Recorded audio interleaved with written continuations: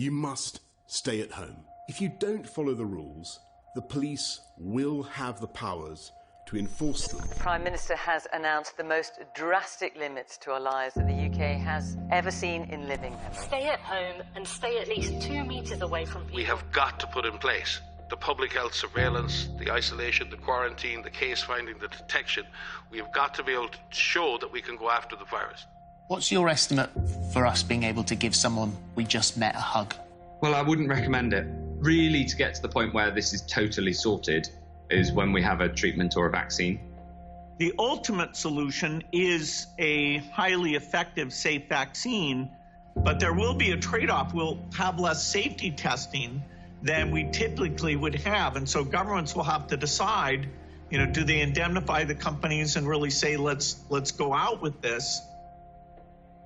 This paper was prepared by SAGE's behavioural science subgroup. The perceived level of personal threat needs to be increased amongst those who are complacent, using hard-hitting emotional messaging. I'm struggling to see how this is not a direct psychological attack on everybody in this country. It is, Mike. This is the British government using applied behavioural psychology to make people frightened so that it can put its agenda in place. For many years, totalitarian and authoritarian states have used the power of fear to engineer compliance in populations. You won't be able to travel on air travel unless there are mandatory vaccines. So what we see everywhere is, yet again, the problem is being created. Now they're offering the solution, but what they're doing in the interim is they wish to take away all of our civil liberties as human beings. They're running it. The Gateses are running the whole vaccine operation. They're running the World Health Organization. This will be the new normal until a vaccine is developed. We are at a pivotal point in the history of the human race, literally. Because there will be no human race as we know it if we don't get our arses in gear now, worldwide. To snitch or not to snitch, we're setting neighbours against one another in order to control people is deeply sinister. Most of the transmission that's actually happening in many countries now is happening in the household, at family level. Now we need to go and look in families to find those people who may be sick and remove them and isolate them in a safe and dignified manner. DCF's Division of Child Protection and Permanency may be called to take custody of your children. So should we do something now? Or are we going to roll over and let them take our kids? We're going to let them go door to door, declaring medical martial law on the parents, and then taking the kids. I am now directing medical officers of health that all confirmed cases are to be managed in a quarantine facility.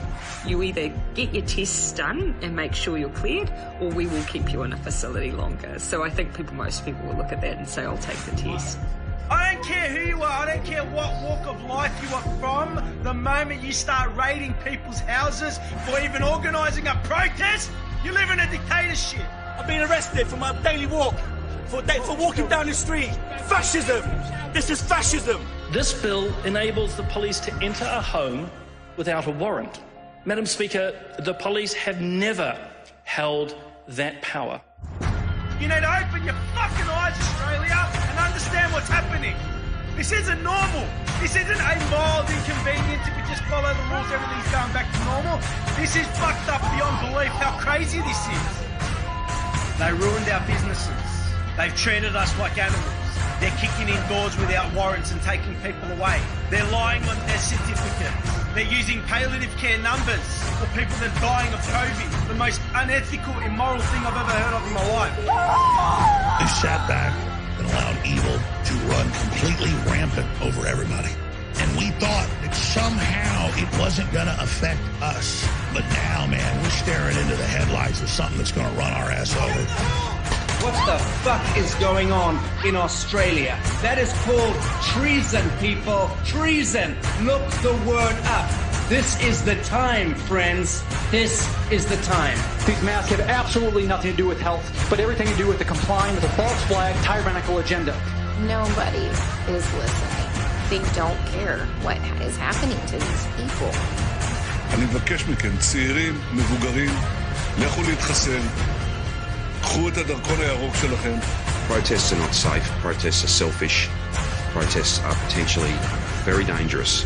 This is also a test of humanity, to see how much of our liberty we will let go before we finally draw the line under enough. We, the people, are waking up. They don't need celebrating, they need calling out.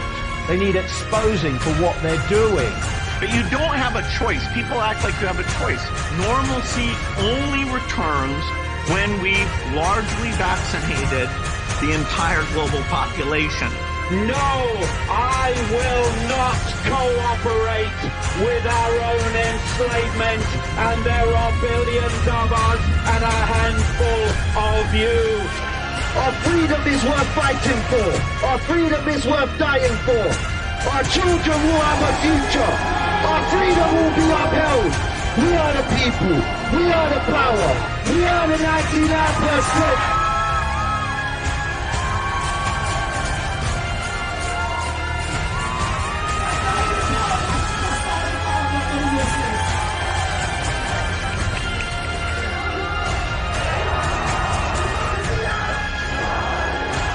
The sleeping lion is stirring, it's starting to wake. And when that lion roars, checkmate. Love you.